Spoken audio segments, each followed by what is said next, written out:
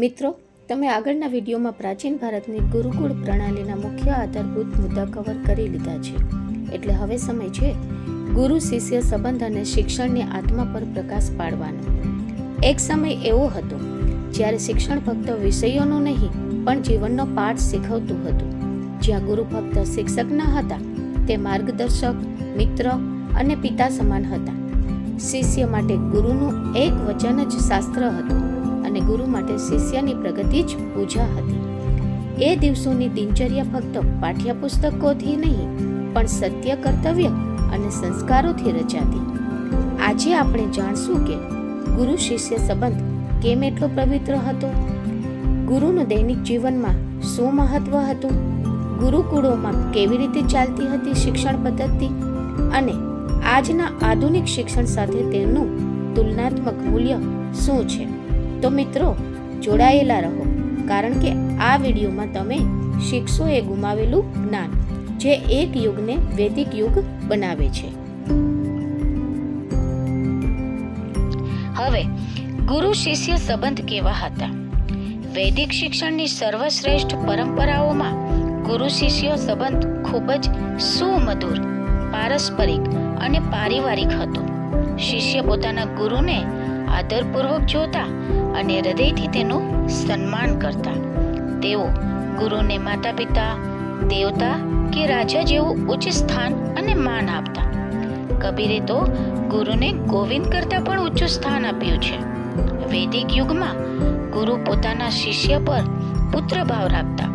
ઋષિઓએ ગુરુને વિદ્યાર્થીના આધ્યાત્મિક પિતા કહ્યા છે.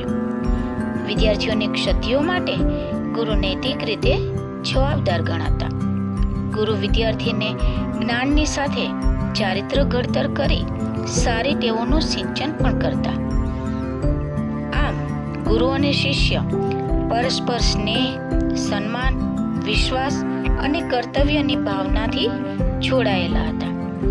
ગુરુનું મહત્વ શું હતું? ભારતમાં પ્રાચીન સમયમાં શિક્ષકને જ ગુરુ કે આચાર્ય તરીકે સંબોધવામાં આવતા હતા. તે સમયે જ્ઞાન, કર્મ અને ભક્તિના સમન્વય તથા ત્યાગને કારણે શિક્ષકનો મોભો ઘણો ઊંચો હતો. શિષ્ય ગુરુને માનની દ્રષ્ટિએ જોતો. ગુરુમાં પણ જ્ઞાનની સાથે સાથે ત્યાગની ભાવના પ્રબળ હતી. ત્યાગ સમાન ગુરુનું જીવન અને ચરિત્ર ખૂબ જ ઊંચા પ્રકારનું હતું. એટલે જ તો સંસ્કૃત સાહિત્યમાં આચાર્ય દેવો ભવ એવું કહેવાયું છે. ગુરુ એ જ બ્રહ્મા, ગુરુ એ જ વિષ્ણુ, ગુરુ એ જ મહેશનું સ્વરૂપ ધારણ કરતા. તે સર્જક, પાલક, વિસર્જન બની શકતા હતા. વિદ્યાર્થીઓની દુર્વૃત્તિ અને વિકૃતિને હણવાનું કાર્ય પણ મહેશ જ કરતા હતા. વિદ્યાર્થીઓમાં સંસ્કારોનું સિંચન કરી તેનું સંસ્કાર શિલ્પ કરનાર બ્રહ્મા હતા અને વિદ્યાર્થીઓમાં જ્ઞાનનું સંવર્ધન કરનાર વિષ્ણુ સ્વરૂપે હતા. તે જ્ઞાન, કર્મ અને ભક્તિના ત્રિવેણી સંગમનું સંગમ તીર્થ હતા. આથી જ તેમનું સ્થાન સમાજમાં સર્વોચ્ચ હતું. સાધુ તેમજ સંયમિત જીવન, ઊંચા વિચારો અને નિર્મળ ત્યાગ વૃત્તિ એ ગુરુનો જીવન મંત્ર હતો. આથી જ ભારતીય પરંપરામાં સંત કબીરે ગુરુને ગોવિંદ કરતાં પણ અધિક ચડિયાતા કહ્યા છે. હવે કક્ષાની પ્રણાલી શું હતી? વૈદિક યુગમાં શિક્ષણની મહત્વપૂર્ણ વિશેષતા એ હતી કે કક્ષાની પ્રણાલી એટલે કે વર્ગ નેતા પ્રણાલી.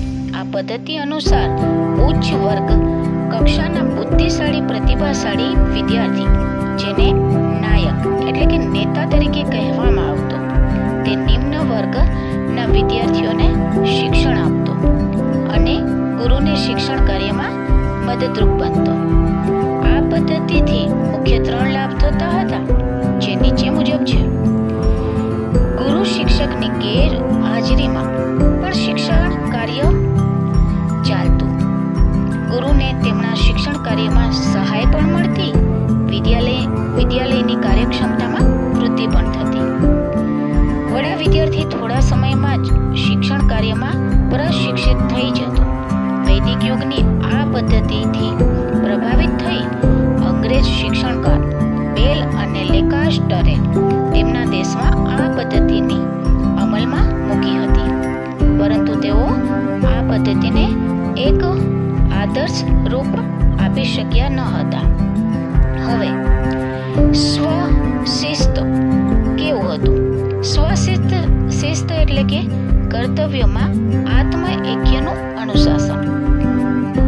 સ્વશિસ્તનું પહેલું સાધન ઉપાસના છે. સ્વશિસ્ત માટે જ્ઞાન મેળવવાની અન્ય ઈચ્છા તો મહત્વની જ છે, પણ ગુરુ અને જ્ઞાનમાં શ્રદ્ધા આવશ્યક છે. હવે ગુરુકુળમાં દિનચર્યા કેવી હતી? શિષ્યોએ કઠોર દિનચર્યાનું પાલન કરવું પડતું હતું. સવારમાં બ્રહ્મ મુહૂર્તમાં ઉઠી સ્નાનાદિ કાર્ય પતાવીને ગાયત્રી મંત્રનું જાપ કરવાનું હતું. સૂર્ય નમસ્કાર અને યોગાસન પણ કરવાના થતા. ત્યારબાદ અધ્યયન કર્યા બાદ મધુકરી એટલે કે ભિક્ષા માટે પણ જતા. આવી થોડો આરામ કરતા, પાછા સૂર્યાસ્ત સુધી અધ્યયન કરતા અને અંતે સાયં સંધ્યા કરી ભોજન લેતા, ત્યારબાદ વિશ્રામ કરતા. હવે શિક્ષણ પદ્ધતિ કેવી હતી? વૈદિક યુગમાં મૌખિક પદ્ધતિથી શિક્ષણ અપાતું. વેદ મંત્રોનું ગુરુના મુખેથી ઉચ્ચારણ થયા બાદ વિદ્યાર્થીઓ વેદ મંત્રનું શ્રવણ અને ગુરુના ઉચ્ચારણનું અનુસરણ કરતા. ગુરુ પાસેથી મેળવેલ જ્ઞાન ચિંતન, મનન અને નિધિધ્યાસન દ્વારા વિદ્યાર્થી આત્મસાત કરતો.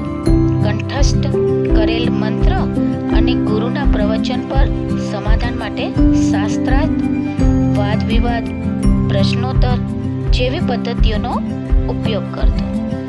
તે સમયનો અભ્યાસક્રમ કેવો હતો? પ્રાથમિક શિક્ષણની શરૂઆત મૌખિક જ્ઞાનથી થતી. વૈદિક મંત્રોનું શુદ્ધ ઉચ્ચારણ શીખવવામાં આવતું. મંત્રો કંઠસ્થ થયા બાદ પઠન અને લેખન કરાવવામાં આવતું. વૈદિક યુગ દરમિયાન 2 પ્રકારના વિષયોનો ઉલ્લેખ થયેલો જોવા મળે છે. આમ પ્રાથમિક શિક્ષણના પાઠ્યક્રમમાં વેદ મંત્રોનું સ્મરણ, પઠન, લેખન, ભાષા, વ્યાકરણ, ગણિત અને છંદ શાસ્ત્રનો સમાવેશ થતો હતો. આધ્યાત્મિકમાં જેમાં 4 વેદ ઋગ્વેદ, અજુર્વેદ, સામવેદ, અથર્વવેદ એ 4 વેદોનું અધ્યયન કરાવવામાં આવતું. મુખ્ય વેદમાંથી નીકળેલા વેદ જે ઉપવેદ તરીકે ઓળખાય છે, એ જ રીતે યજુર્વેદમાંથી જે ધનુર્વેદ, સામવેદમાંથી ગાંધર્વવેદ, અથર્વવેદમાંથી સ્થાપત્ય ઉપવેદ આવ્યો છે, એમનું અધ્યયન કરાવવામાં આવતું હતું. સાથે સાથે 6 વેદાંગ જેમાં શિક્ષા, સ્વર, વ્યંજન, અક્ષર અને તેમનું ઉચ્ચારણની શિક્ષા આપવામાં આવતી. છંદ, લઘુ ગુરુની માત્રા, કાવ્ય, ઉત્પત્તિ વિશેની સમજ આપવામાં આવતી. વ્યાકરણ, સંસ્કૃત વ્યાકરણ, વાક્ય શુદ્ધિ, સંધિ અને સૂત્ર બનાવવા માટે પાણીની અષ્ટાધ્યાયી શીખવવામાં આવતી. નિરુક્ત, શબ્દોની વ્યુત્પત્તિ કેવી રીતે થઈ તે માટે અભ્યાસ કરાવવામાં આવતો. કલ્પ, વેદોમાં કર્મકાંડનો અભ્યાસ કરાતો. જ્યોતિષ, એસ્ટ્રોનોમી અને એસ્ટ્રોલોજીનું જ્ઞાન. આ ઉપરાંત ઉપનિષદ, પુરાણ, દર્શનશાસ્ત્ર, નીતિશાસ્ત્ર વગેરે જેવા વિષયોનો અભ્યાસ થતો. આ ઉપરાંત રામાયણ, મહાભારત, ગીતાનો પણ અભ્યાસ કરાવવામાં આવતો હતો. આમ ઘણા વિષયો શીખવવાનો મોકો મળતો, જેને કારણે વિદેશમાંથી પણ વિદ્યાર્થીઓ ગુરુકુળમાં ભણવા માટે આવતા હતા. લૌકિક વિષયોમાં વ્યાકરણ, જ્યોતિષ, ગણિત, ઇતિહાસ, ભૌતિકશાસ્ત્ર, તર્કશાસ્ત્ર, પ્રાણીશાસ્ત્ર, રાજનીતિક શાસ્ત્ર, અર્થશાસ્ત્ર, પશુપાલન, આયુર્વેદ, યુદ્ધ કલા અને વિવિધ લલિત કલાઓ વગેરે વિષયોનો સમાવેશ થતો હતો. પર્યાવરણ શિક્ષણ પણ આપવામાં આવતું હતું. ભારત વર્ષમાં પર્યાવરણનું શિક્ષણ અપાતું હતું. તે સંદર્ભમાં પર્યાવરણનું જતન પણ શીખવવામાં આવતું હતું.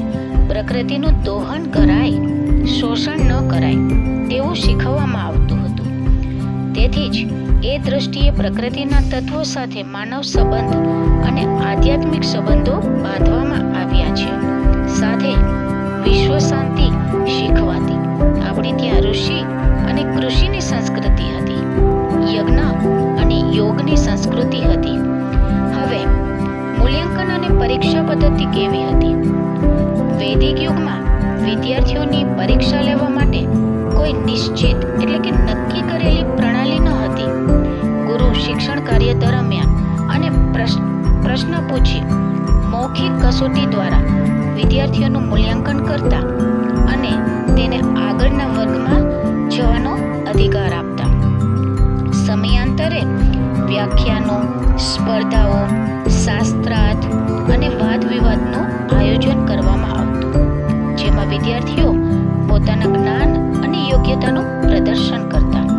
આમ વિવિધ પ્રકારની પ્રવૃત્તિઓ દ્વારા વિદ્યાર્થીઓનું મૂલ્યાંકન કરવામાં આવતું હતું. સ્ત્રી શિક્ષણ કેવું હતું? વૈદિક યુગમાં સ્ત્રીઓના શિક્ષણની ઉપેક્ષા કરવામાં આવતી ન હતી. સ્ત્રીઓ ઘરે રહીને શિક્ષા પ્રાપ્ત કરતી. તેઓની વ્યક્તિગત યોગ્યતા અને રુચિ પ્રમાણે શિક્ષણ આપવામાં આવતું હતું. જેમ કે કૈકેયી, એને રથયાત્રા સારી આવડતી. ચિત્રાંગના અને સત્યભામાએ માર્શલ પ્રશિક્ષણ મેળવ્યું હતું.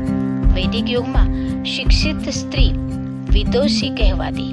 લોપામુદ્રા, અબાલા, ઉર્વશી, ઘોષા, શુલ્ભા, લીલાવતી, મૈત્રી, ગાર્ગી વગેરે તે સમયની શિક્ષિત નારી છે.